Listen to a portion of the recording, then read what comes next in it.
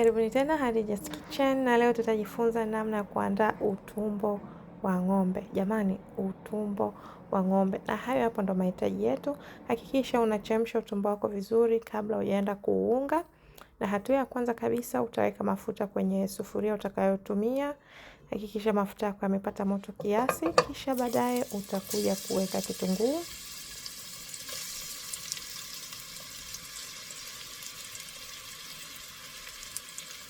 Namna hiyo, hakikisha unakaanga kitunguu chako vizuri, na hasa hatutaki kukikaanga mpaka kikabadilika rangi. Hapana, tunakaanga ili tukiive. Umeshaona? Kwa hiyo utakikaanga hivyo kiasi. Pia hakikisha moto wako sio mkali, wa wastani. Namna hiyo, na mimi hapo naonyesha kitunguu changu hakijabadilika rangi, bali kimeiva tu kiasi. Na baadaye nitakuja kuweka hoho pamoja na carrot.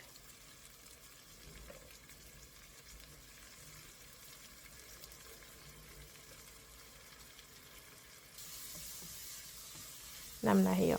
Utaendelea kukaanga vizuri, hakikisha moto wako sio mkali sana kwa sababu hautaki vitu vyako vikabadilika rangi, unataka tu viive.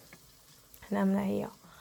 Baada ya hapo, ukishakaanga vizuri kitunguu, carrot pamoja na hoho, utakuja kuweka bamia.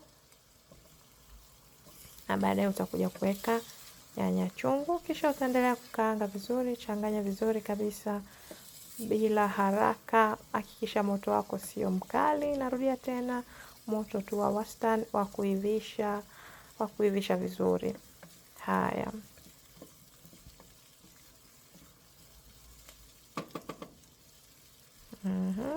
Hivyo. Na hatua inayofuata sasa hivi, baada ya kuona kila kitu chao kimechanganyika vizuri, utakuja kuweka nyanya. Namna hiyo.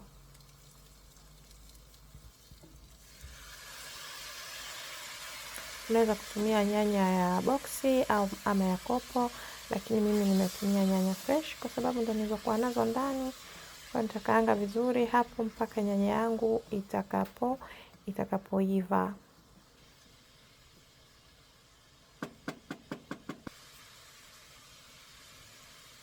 Na hapo mimi nakuja kuweka chumvi. Mimi nimetumia chumvi ya viungo, lakini kama huna chumvi ya viungo unaweza kutumia chumvi yoyote ya kawaida.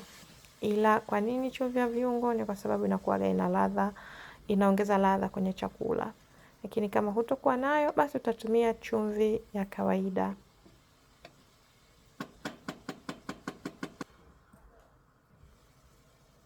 Haya, tutafunika na baadaye tutafunua. Utafunika kwa muda kadhaa ili nyanya zako na vyote vilivyomo kwenye sufuria viive kwa mvuke. Hapo hivyo nimefunua, nitaendelea kuchanganya vizuri, kisha nitakuja kuongeza limau. Namna hiyo kiasi tu. Na kama ni mpenzi unaweza kuweka nyingi, ila kama sio mpenzi wa limau basi utaweka tu wastani. Namna hiyo utachanganya vizuri. Jamani, napenda utumbo mwenzenu. Sijui kama niko peke yangu. Haya, na baada ya hapo tunaweka sasa utumbo wetu ambao tumeshauchemsha, na unauchemsha tu kawaida hivyo. Haya.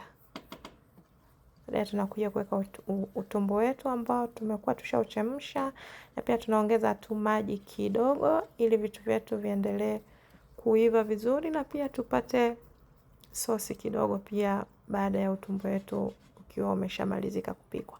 Kwa hiyo hapo nimeongeza maji kidogo namna hiyo. Halafu nikishamaliza hapo tutafunikia kwa moto mdogo, tutaacha utumbo wetu uendelee kuiva taratibu na kila kitu kilichomo humo.